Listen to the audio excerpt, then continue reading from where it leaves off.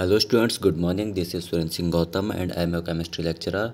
जैसा कि बच्चों आपको पता है, लास्ट लेक्चर में हमने E1 रिएक्शन के बारे में पढ़ा था, उसका मैकेनिज़्म पढ़ा था और भी काफ़ी चीज़ें उसमें हमने पढ़ी थी।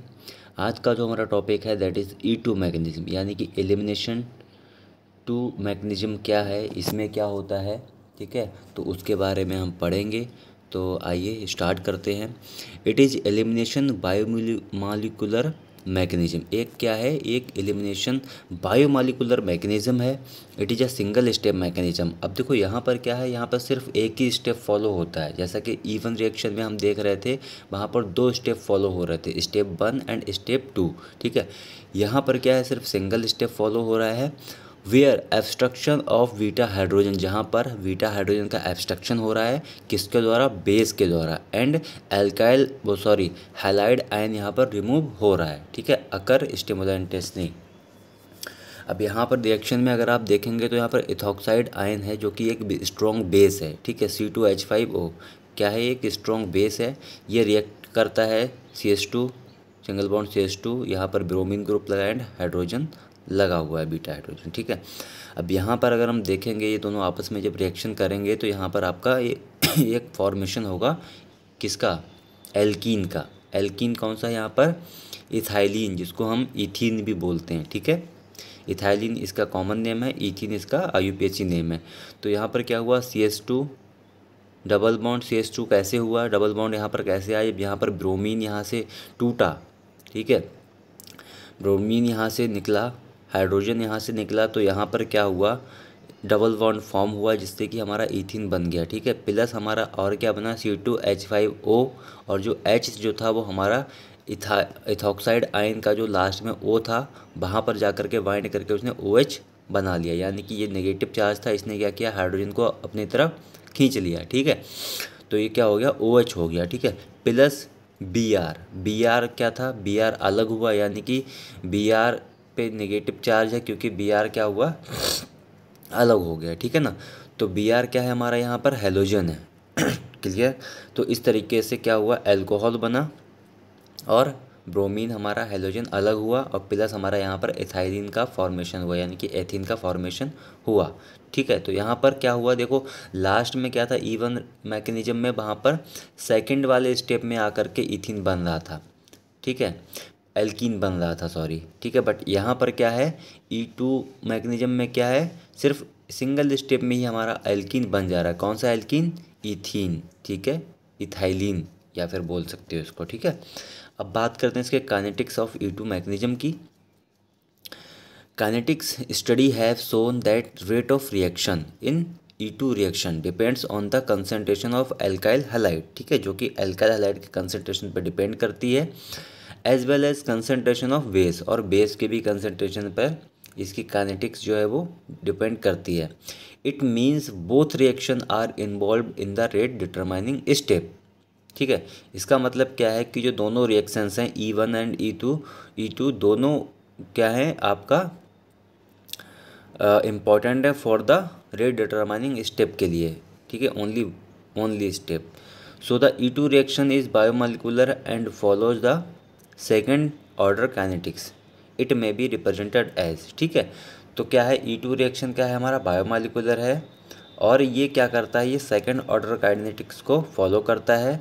आइए देखते हैं किस तरीके से। Rate of reaction is directly proportional to alkyl halide and base. ठीक है, तो ये इसका क्या हो गया, फार्मूला हो गया कि किस तरीके से ये काइनेटिक्स अपना शो करता है, मतलब E2 मैकेनिज्म का काइनेटिक्स क्या है। ठीक है, तो यहाँ से हम अपना निकाल सकते हैं। नेक्स्ट क्या हमारा, order of reactivity of alkyl halide towards E2 reaction, यानी कि ऑर्डर ऑफ रिएक्टिविटी किसका, एल्काइल हैलाइड का। ठीक है, किसके लिए, E2 रिएक्शन के लिए। तो किस तरीके से होता है, it has been found that substituents present at alpha and beta carbons of alkyl halide increase the rate of E2 reaction, जो कि क्या करते हैं, रेट ऑफ रिएक्शन को बढ़ा देते हैं। This is because as the number of substituent increases on the carbon atoms of the developing double bond, the stability of the transition state increases, so the branching at alpha and beta carbon increases, yield as well as rate of E2 reaction, ठीक है, क्या करते हैं, yield को increase करते हैं alpha and beta carbons, या फिर साथ ही साथ क्या करते हैं, ये रेट ऑफ रिएक्शन को भी इंक्रीज़ कर देते हैं। दस the order of reactivity of alkyl halide towards E2 reaction is टर्जरी is greater than secondary is greater than primary, ठीक है, जैसा कि लास्ट भी मैंने आपको बताया था। तो ओरिएंटेशन ऑफ एलिमिनेशन रिएक्शन, अब यहाँ पर एलिमिनेशन रिएक्शन का ओरिएंटेशन अगर हम देखें तो यहाँ पर एक रूल होता है सेडजेफ रूल, उसके द्वारा होता है।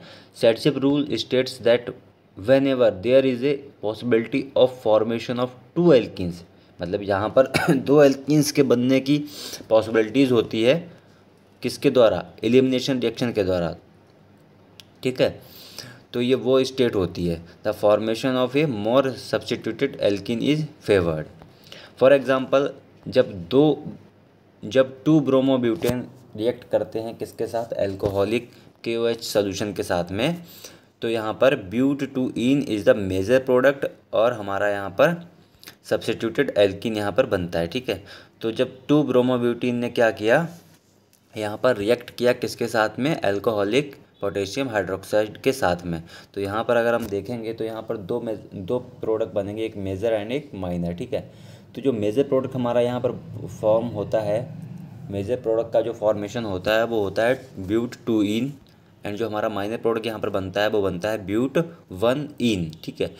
टू इन क्यों है, वहाँ पर टू सेकेंड पोजिशन पर हमारा जो है डबल बॉन्ड लगा हुआ है, और ये हमारा ब्यूट वन इन क्यों है, क्योंकि यहाँ पर हमारा ये फर्स्ट प्राइमरी कंडीशन पे, यानी कि पहले कार्बन पे ही हमारा क्या लगा हुआ है, डबल बॉन्ड लगा हुआ है, ठीक है। तो most of the elimination reaction सेडजेफ rule, ठीक है, यानी कि जो most of the elimination reaction होती हैं वो किसके थ्रू होती हैं, वो सेडजेफ रूल्स के थ्रू होती हैं, ठीक है।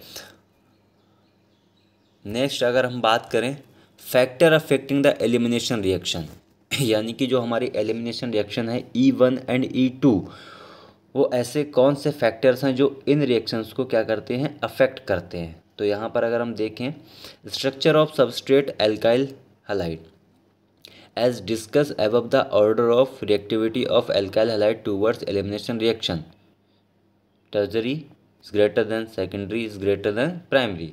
तो हमारा जो पहला जो हमारा फैक्टर है वो कौन सा है, nature of leaving of group, ठीक है, यानी कि reactivity of the substrate depends mainly on the nature of the leaving group.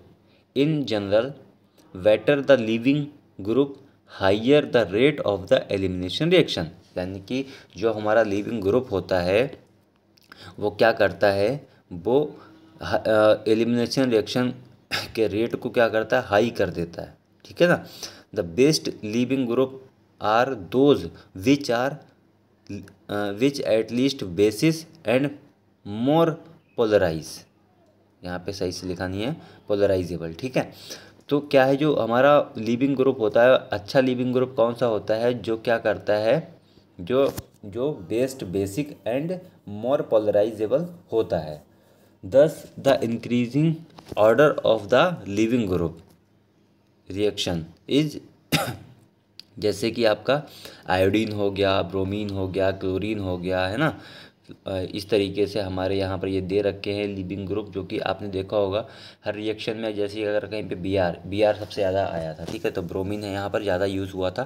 तो ब्रोमीन को अगर हम देखें तो रिएक्शन में लगा हुआ था, तो क्या कर हो रहा था, वो लीव कर रहा था, यानी कि वहाँ से निकल रहा था, तो वो क्या कर रहा था, अलग अपने आप को फॉर्म कर रहा था, ठीक है। तो वही चीज़ यहाँ पर बात हो रही है कि nature of living of group, यानी कि इस बात पर भी डिपेंड करता है, ये चीज़ भी अफेक्ट करती है एलिमिनेशन रिएक्शन को, कि उसका जो लिविंग ग्रुप है वो किस टाइप का है, उसका क्या नेचर है, ठीक है ना। तो ये भी हमारा जो है एलिमिनेशन रिएक्शन, चाहे वो E1 हो या E2 हो, उसको अफेक्ट कर सकता है। सेकंड हमारा फैक्टर क्या है, strength and concentration of base, यानी कि हमारा जो बेस है उसकी स्ट्रेंथ क्या है उसका और वो कितना कंसनट्रेट है, ठीक है। तो in E1 reaction the base does not take part in rate determining step, मतलब कि E1 रिएक्शन में क्या है, जो बेस है वो कोई भी पार्टिसिपेट नहीं करता उसमें रेट डिटरमाइनिंग स्टेप के लिए। Show the strength and concentration of base does not affect E1 elimination reaction. तो इसीलिए जो है कोई भी हमारा बेस या फिर कोई भी जो बेस है हमारा वो हमारा E1 रिएक्शन को एलिमिनेट E1 एलिमिनेशन रिएक्शन को क्या करता है, अफेक्ट नहीं कर पाता है, ठीक है। वाइल जबकि E2 रिएक्शन में क्या होता है, the rate of reaction depends upon the strength and concentration. जो जबकि E2 रिएक्शन में क्या होता है, जो रिएक्शन की रेट ऑफ रिएक्शन जो होता है वो डिपेंड करता है हम उसकी स्ट्रेंथ एंड कंसंट्रेशन पे, किसके, वेस के। Stronger base abstract the proton for faster from the substrate, ठीक है। So stronger base more will be the rate of E2 reaction. यानी कि कहने का मतलब क्या है, मैंने आपको बताया कि जबकि E2 रिएक्शन में क्या होता है, रेट ऑफ रिएक्शन को बढ़ाने के लिए, रेट ऑफ रिएक्शन के लिए क्या, रेट ऑफ रिएक्शन किस पे डिपेंड करता है, स्ट्रेंथ पे एंड कंसंट्रेशन पे, बेस की, है ना। और एक स्ट्रोंगर जो बेस होता है वो ज़्यादा फास्टर होता है फ्रॉम द सबस्ट्रेट से ज़्यादा फास्टर होता है, ठीक है। सो जो हमारा स्ट्रॉन्ग बेस होता है वो मोर will be the rate of E2 reaction, जो E2 रिएक्शन को ज़्यादा बढ़ा देता है, ठीक है। नेचर ऑफ सॉल्वेंट्स, थर्ड्स क्या है हमारा, नेक्स्ट क्या है फैक्टर, नेचर ऑफ सॉल्वेंट। जो हमारा सॉल्वेंट है उसका नेचर, उसके वो भी अफेक्ट कर सकता है रिएक्शन को, अगर उसका नेचर जो है वो चेंज होता है तो E1 रिएक्शन इन्वॉल्व था कार्बोकटाइन एज इंटरमीडिएट। E1 रिएक्शन में क्या था, जो इंटरमीडिएट के रूप में क्या बन रहा था, कार्बोकटाइन बन रहा था। फर्स्ट स्टेप में मैंने आपको जो बताया था। So rate of reaction increases with increasing polarity of solvent. तो यहाँ पर क्या होगा, रेट ऑफ रिएक्शन को इंक्रीज करने के लिए हमें क्या करना पड़ेगा, सॉल्वेंट की पोलरिटी को बढ़ाना पड़ेगा। 10 पोलर सॉल्वेंट फॉर्म्स, तब जा कर के पोलर सॉल्वेंट जो होगा वो फॉर्म होगा E1 रिएक्शन में, ठीक है। While the yield of all of the प्रोड in E2 reaction increases with decrease in solvent polarity because this favors the formation of transition state, thus less polar solvents favors E2 reaction, ठीक है। अब बात करते हैं next factor, temperature. अब temperature भी यहाँ पर डिपेंड करता है कि हम क्या टेम्परेचर उसको दे रहे हैं, है ना। टेम्परेचर अगर हमारा कम होगा तो उसका फैक्टर हो सकता है, टेम्परेचर हम ज़्यादा दे रहे हैं तो उसका भी फैक्टर हो सकता है। तो as the temperature of the reaction increase the rate of reaction of the elimination reaction increases. तो टेम्परेचर भी हमारा जो क्या करता है, रेट ऑफ रिएक्शन को इंक्रीज कर देता है, ठीक है।